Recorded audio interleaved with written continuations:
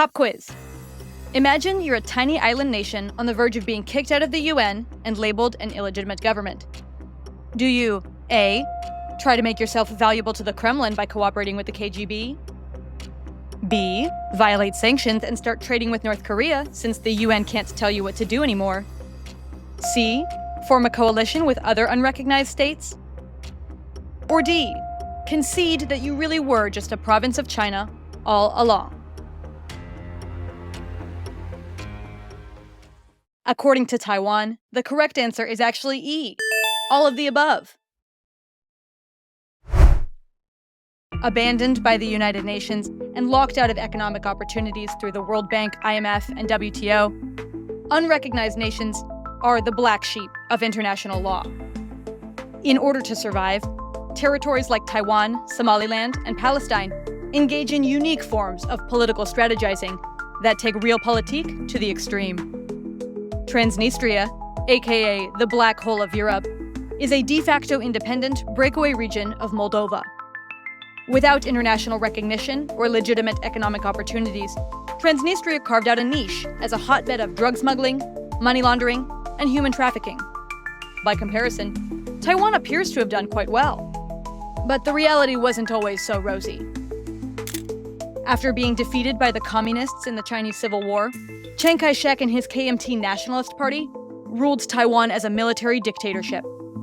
Bloodthirsty and desperate to take back the mainland, the KMT jailed and executed Taiwanese civilians and suspended the democratic processes outlined in Sun Yat-sen's constitution. To Chiang Kai-shek, these principles were but a small price to pay. In the words of his foreign minister, in order to ensure our country's survival, we will not hesitate to make deals with the devil. Our first case study in Taiwanese diplomacy is Russia. Much to Beijing's annoyance, Russia is happy to recognize the legitimacy of Taiwanese passports for tourism purposes. And back when Vladimir Putin was the mayor of St. Petersburg, he became fast friends with the future president of Taiwan, Chen Shui-bian. They were such good friends, in fact, that Russia secretly provided Taiwan with instructions on how to build military-grade attack submarines once Putin became president.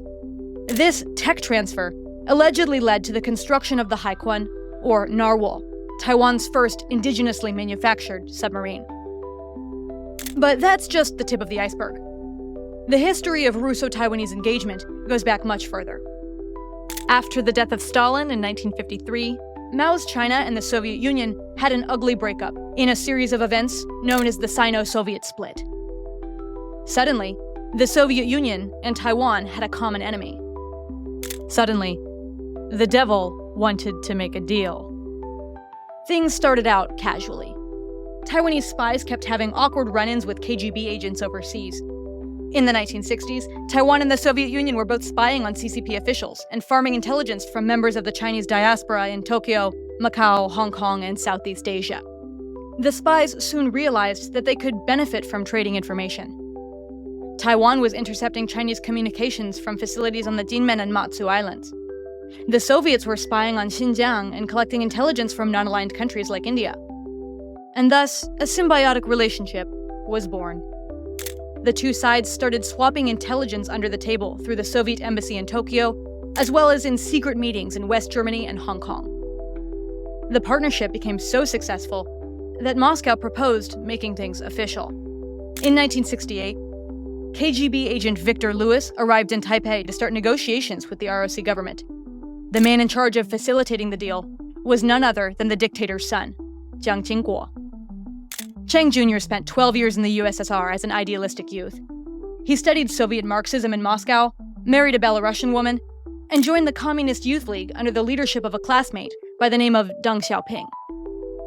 Previously, Chiang Kai-shek was bitterly disappointed by his communist hippie son. To Chiang Jr., a deal with the Soviet Union was his chance to redeem himself in the eyes of his father. During negotiations, the ROC promised to keep the Soviets up to date on their plans to retake mainland China. The Soviets agreed to stay neutral if fighting resumed in the Chinese Civil War, and the two sides drafted plans to jointly install a new government in China if Mao's regime suddenly collapsed. It didn't even need to be a communist government, the Soviets conceded. A socialist democracy would be good enough. The following year, the Sino-Soviet border war made Taiwan even more valuable. Moscow was considering a full-scale invasion of mainland China to overthrow Mao. Louis met with ROC agents to ask Taiwan to enforce a naval blockade against China during the Soviet invasion. Of course, the invasion never happened, but it almost didn't matter. Chiang Kai-shek had secured something else in the process: leverage. At the time, Taipei was sinking deeper and deeper into diplomatic isolation. Allies were switching sides in droves. Taiwan's delegates were booted from the UN, and Nixon was going to China. Taiwan's Hail Mary was their relationship with the Soviet Union. In the hopes of pressuring the United States to stay loyal, the KMT threatened to lease one of Taiwan's offshore islands to the USSR as a naval base. Chiang Kai-shek paraded around his Russophile son in the hopes of making this threat seem more credible. But the USA called Taipei's bluff, withdrew diplomatic recognition, and left Taiwan to figure out a new strategy. That brings us to our second case study in Taiwanese diplomacy: China. I am prepared to fight to the death to defeat Mao's rebel bandits, retake the mainland, and complete the reunification of the Chinese nation. Chiang Kai-shek, 1972. Shockingly, the KMT in Taiwan were extremely vocal supporters of the One China policy. They were confident that the ROC was the superior China, despite still being a one-party military dictatorship. Why was the KMT obsessed with One China? At this point, nobody seriously thought that China could invade Taiwan. Thanks to Mao's Cultural Revolution, the PRC was in shambles. The Taiwanese had a world-class air force, superior weapons, and excellent defensive geography. On the contrary, the KMT in Taiwan assumed they would be the ones to launch an invasion, and they wanted international allies to support their conquest of mainland China. This is why the KMT was so insistent on promoting the One China policy. Such an invasion would only be legal under international law if it was part of a civil war. So Chiang Kai-shek shouted from the rooftops that Taiwan was a province of China, and made it illegal to discuss Taiwanese independence.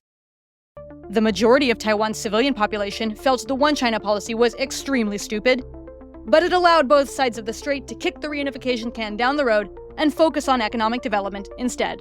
No harm in that, right? That's the thing about dictators. No one is willing to tell them when they're wrong. That brings us to our third case study: North Korea. No country in the world actually has one country, two systems. The more you give to the Communist Party, the more the Communist Party will abuse you.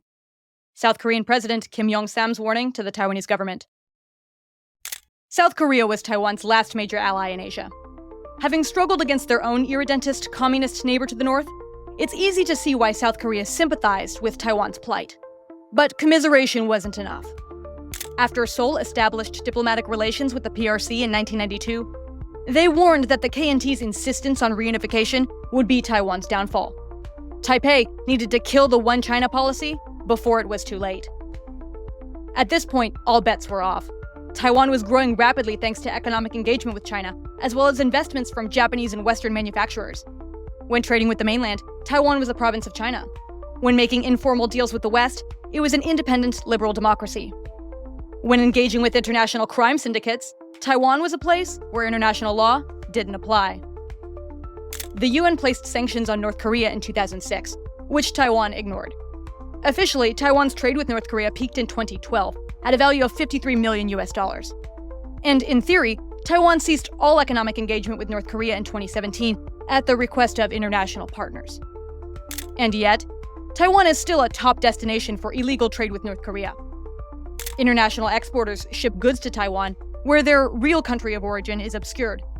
And then, illicit actors in Taiwan re-export the goods to North Korea. Similarly, North Korean exports are smuggled into Taiwan, repackaged, and re-exported through the same criminal enterprises. It's not that Taiwan really wants to trade with North Korea, but after being burned so badly by the UN, can you really blame them for not spending their limited resources cracking down on smugglers? There is so much more I could say about Taiwan's wacky diplomatic tactics, from their off-and-on relationship with a small island nation made of fossilized bird poop, to their overtures to other unrecognized states like Somaliland. But we'll have to save that for another video. Leave us a comment if you'd like to see a part 2 to this series, and like and subscribe to support the channel. Until next time.